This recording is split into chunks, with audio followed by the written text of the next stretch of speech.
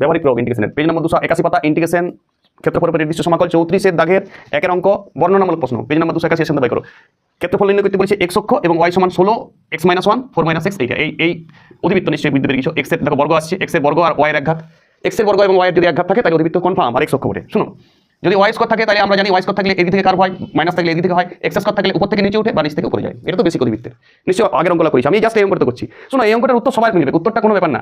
16 বাইরে নিবে, দেখো এই রাশিমালাটা পরিষ্কার দেখাচ্ছে, এইদিকে যাও না, এটা আমি গুণটা নিজে করে নিয়েছি। এই রাশিমালাটা যদি 1 বসাই দাও তাহলে 0, তাহলে এই অধিবৃত্তটা x অক্ষকে একবার 1 বিন্দুতে ছেদ করবে আর একবার 4 বিন্দুতে ছেদ, 4 বসালে 0 আসবে।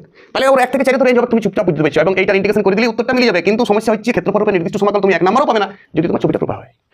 এই অঙ্কটা সমস্যা ছবিতে। শোনো, তুমি এটাও বুঝে গেছো যে x এর বর্গ আছে, y একঘাত আছে, তাহলে ছবিটা এই দিক থেকে আসবে, কিন্তু 1 থেকে 4 অঙ্ক যাবে x অক্ষের উপর, এটা তো x অক্ষ, 1 থেকে 1,0 আর 4,0 এর মধ্যে ক্ষেত্রফল, কিন্তু অধিবৃত্তটা এই দিক থেকে যাবে নাকি এই দিক থেকে যাবে, সমস্যা এইখানে হবে, আর এইটাতে তুমি 0 পাবে।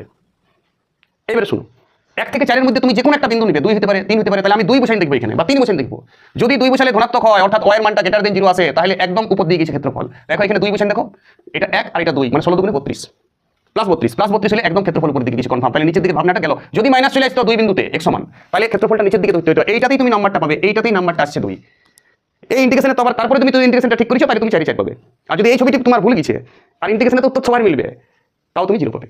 তাহলে প্রদর্শিত অঞ্চলটুকু এবার তুমি 2 বসান দেখেছো, ভাষা দেওয়ার দরকার নাই, সব এক্সামিনার জানে, ছিল 2 চেক করে কনফার্ম হয়েছে অধিবৃত্তরে দিকে গেছে, নাহলে অধিবৃত্তর নিচের দিকে চলে যেত, এদিকে চলে যেতে পারতো। কারণ প্রধান অক্ষ তো y আছে, আমি বুঝে গেছি যে এটা y একঘাত, যেটা একঘাত সেটাই অধিবৃত্তের প্রধান অক্ষ হয়। অধিবৃত্ত নিশ্চয়ই ক্লাস 11 তুমি করেছো, ঠিক আছে। তাহলে আমরা এইখান থেকে এই 1,0 থেকে 4,0 ক্ষেত্রফল করতে হবে, নিজের খাতায় অঙ্ক করো, বাস আর কিছু না। এবার অধিবৃত্ত বাঁ দিক থেকে ডান দিক বরাবর, আবার লিমিট লন লিমিট 16টা বাইরে করে দিয়েছি, এইটার ইন্টিগ্রেশন করবে, ইন্টিগ্রেশন করে মান বসাবে তুমি, মান বসাবে 72 বর্গ একক, উত্তর এসেছে, অঙ্ক শেষ, ঘটনা শেষ। আর অঙ্কটা কিছু নয়, বিরাট ট্যালেন্ট ছিল, এটা ছবিটাই মূল।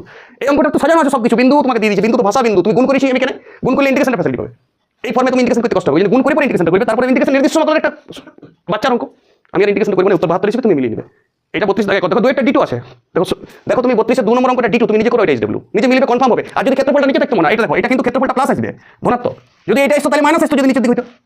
কিন্তু ক্ষেত্রফল তো শেষে লেখার সময় আমি প্লাসই লিখতাম, কিন্তু তুমি ক্ষেত্রফলের দিকটা ছবিটা তো চেঞ্জ হয়ে যেত। হালাকি মাইনাস ক্ষেত্রফল আর প্লাস ক্ষেত্রফল x অক্ষের নিচের দিকে ক্ষেত্রফলটা সীমাবদ্ধ হতো, আর এটা x অক্ষের উপরের দিকে হয়েছে, কনসেপ্টটা কিন্তু দিবে, তখন কিন্তু মাইনাস হতো, কিন্তু মাইনাস থাকা যেই থাকে বাইরে একটা বিরাট বড় থাকে।